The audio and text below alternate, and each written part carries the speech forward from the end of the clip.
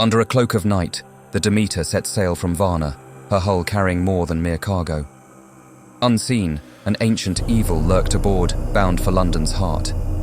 The crew, oblivious to their deadly passenger, would soon face a voyage of unspoken horrors.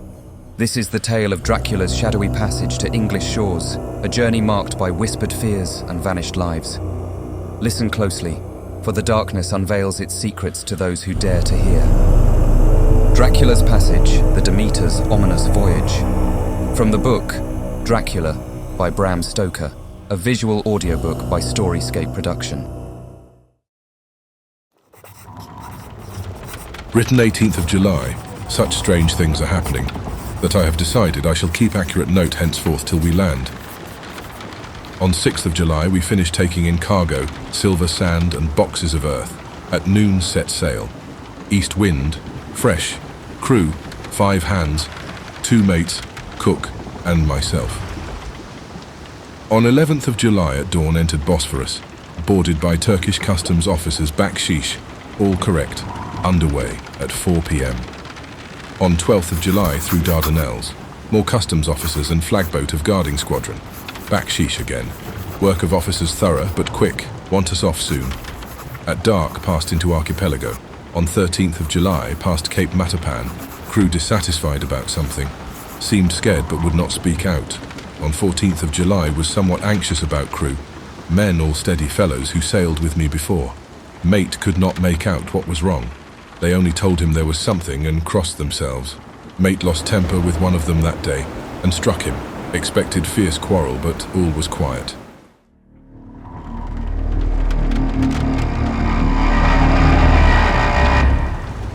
On 16th of July, first mate reported in the morning that one of crew, Petrovsky, was missing.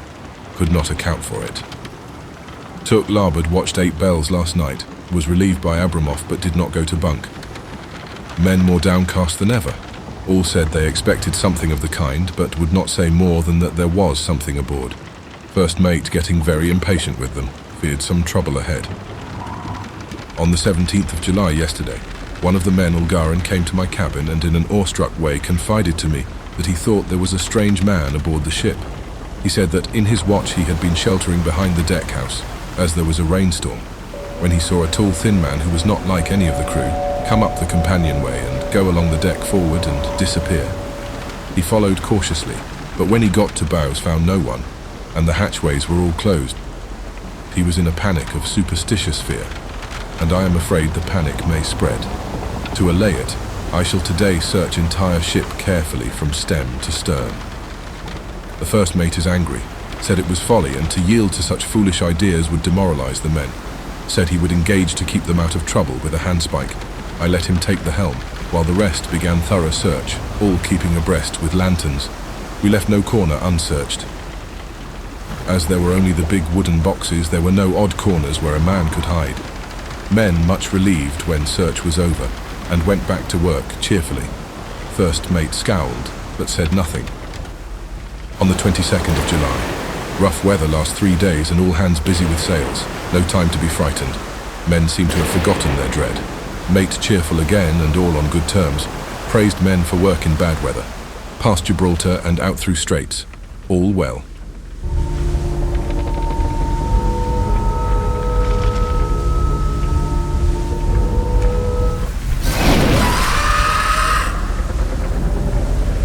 "24th of July. There seems to be some doom over the ship. Already a hand short in entering the Bay of Biscay, with wild weather ahead. And yet last night another man lost, disappeared. Like the first, he came off his watch and was not seen again. Men all in a panic of fear, sent a round robin, asking to have double watch as they fear to be alone. First mate violent, fear there will be some trouble, as either he or the men will become violent. 28th of July. 4 days in hell, knocking about in a sort of maelstrom, and the wind a tempest. No sleep for anyone, men all worn out, hardly know how to set a watch since no one fit to go on. Second mate volunteered to steer and watch and let men snatch a few hours sleep. Wind abating, seas still terrific, but feel them less as ship is steadier.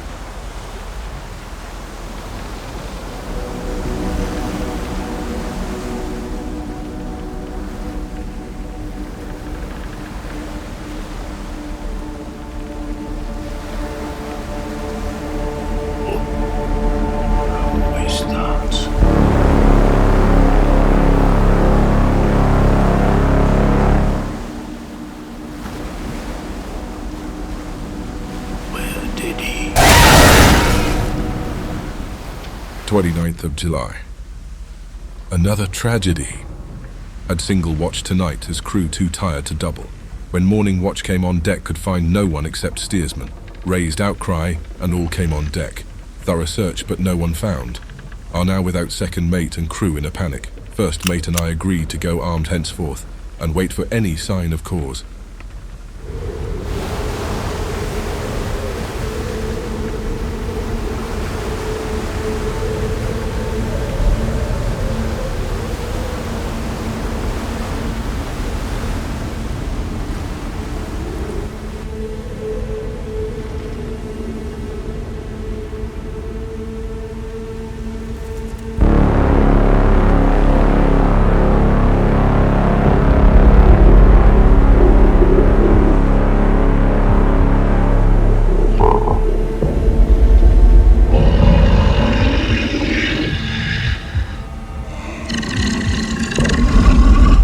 Dimple de Ospat. 30th of July. Last night. Rejoiced we are nearing England. Weather fine. All sails set. The retired, worn out, slept soundly. Awakened by mate, telling me that both men on watch and steersman missing. Only self and mate and 2 hands left to work the ship. 1st of August, 2 days of fog, and not a sail sighted. Had hoped to win in the English Channel to be able to signal for help, or get in somewhere. Not having power to work sails, have to run before wind. Dare not lower, as could not raise them again. First mate now more demoralized than either of them. His stronger nature seemed to have worked inward against himself. Men are beyond fear, working stolidly and patiently, with minds made up to worst. They are Russian, he Romanian.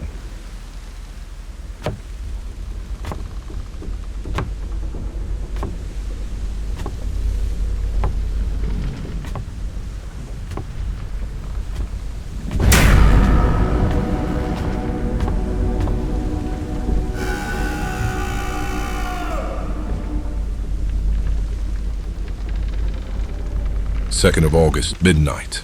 Woke up from few minutes sleep by hearing a cry, seemingly outside my port. Could see nothing in the fog, rushed on deck and ran against mate. Tells me heard cry and ran, but no sign of man on watch. One more gone. Lord help us. Mate says we must be past the Straits of Dover. As in a moment of fog lifting, he saw North Foreland. Just as he heard the man cry out, if so, we are now off the North Sea, and only God can guide us in the fog, which seems to move with us.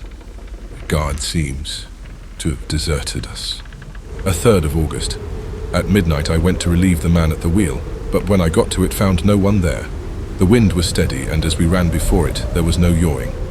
I dared not leave it, so shouted for the mate. After a few seconds, he rushed up on deck in his flannels. He looked wild-eyed and haggard, and I greatly fear his reason has given way. He came close to me and whispered hoarsely, with his mouth to my ear, as though fearing the very air might hear. It is here, I know it now. On the watch last night I saw it, like a man, tall and thin and ghastly pale. It was in the bows and looking out. I crept behind it and gave it my knife, but the knife went through it, empty as the air. And as he spoke, he took his knife and drove it savagely into space. Then he went on. But it is here, nor find it. It is in the hold, perhaps. In one of those boxes. I'll unscrew one of them and see. You work the helm. And with a warning look, he went below. There was springing up a choppy wind, and I could not leave the helm. I saw him come out on deck again with a tool chest and a lantern, and go down the forward hatchway. He is mad, stark, raving mad, and it's no use my trying to stop him. He can't hurt those big boxes. They are invoiced as clay, and to pull them about is as harmless a thing as he can do. So here I stay, and mind the helm and write these notes. I can only trust in God and wait till the fog clears. Then, if I can't steer to any harbour with the wind that is, I shall cut down sails and lie by, and signal for help.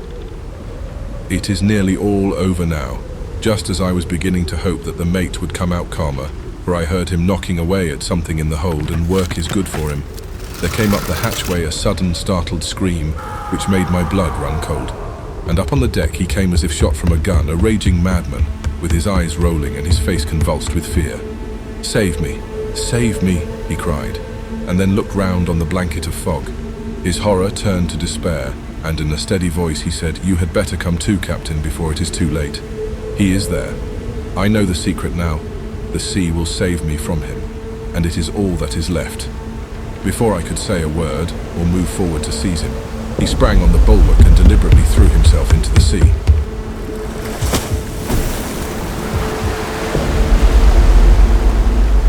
I suppose I know the secret too now. It was this madman who got rid of the men one by one, and now he followed them himself. God help me. How am I to account for these horrors when I get to port?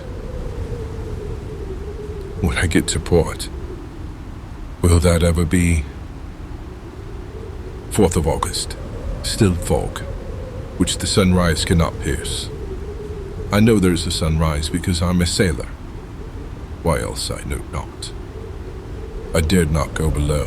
I dared not leave the helm. So here, all night I stayed. And in the dimness of the night, I saw him.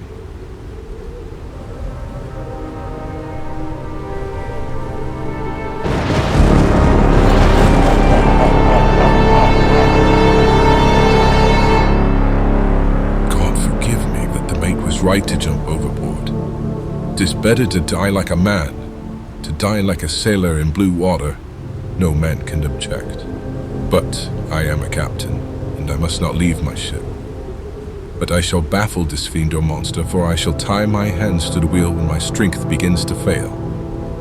And along with them I shall tie that which it, dare not touch. And then, come good wind or foul, I shall save my soul, and my honor as captain.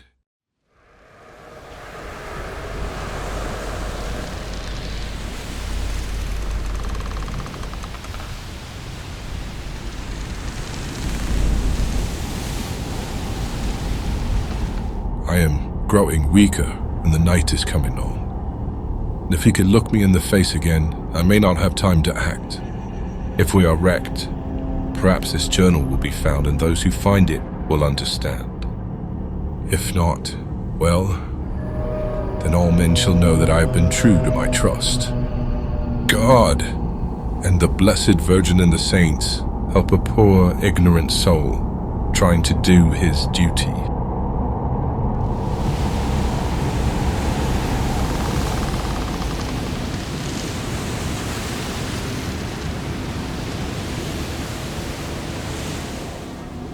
Is it? Could it be? Do my eyes deceive me, or is this actually Whitby Harbor? I made it. I actually made it.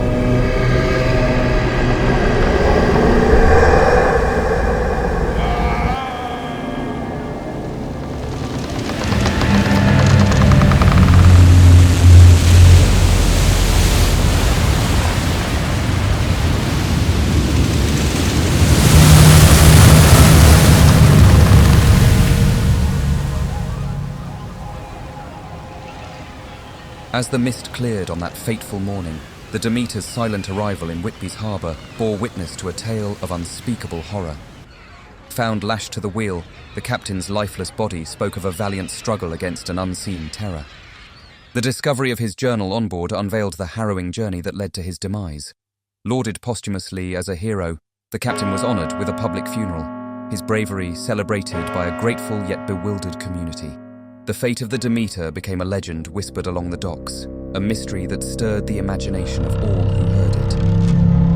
In the end, nobody knew exactly what happened to the sinister force that claimed the lives of the ship's crew, its story fading into the depths of the unknown.